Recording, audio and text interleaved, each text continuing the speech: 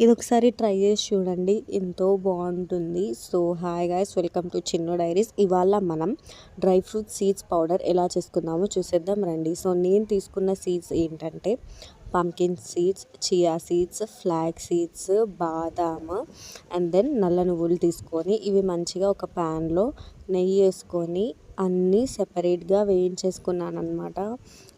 Stove చిన్నగా పెట్టి మంచిగా వేయించుకోవాలి చిటపటలాడేలాగా. నేను అన్నీ సేమ్ క్వాంటిటీతో వేయించుకున్నాను. వీడియోలో చూపించిన విధంగా అన్నీ 1 కప్ తీసుకొని మంచిగా వేగేదాకా వాటిని మంచిగా ఫ్రై చేసుకున్నా.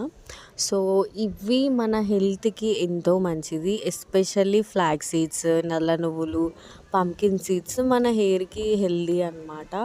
అండ్ నేను మెంతులు తీసుకున్నాను. మెంతులు if you want you can skip మెంతులు. నేను ఆప్షనల్గా తీసుకున్నాను. మెంతులు ఆప్షనలే. సో ఇవన్నీ ఫ్రై చేసుకొని ఒక దగ్గర పెట్టుకున్నాక మనం గ్రైండర్లో మిక్సీ పట్టేస్తుంటే పౌడర్ రెడీ, అంతే.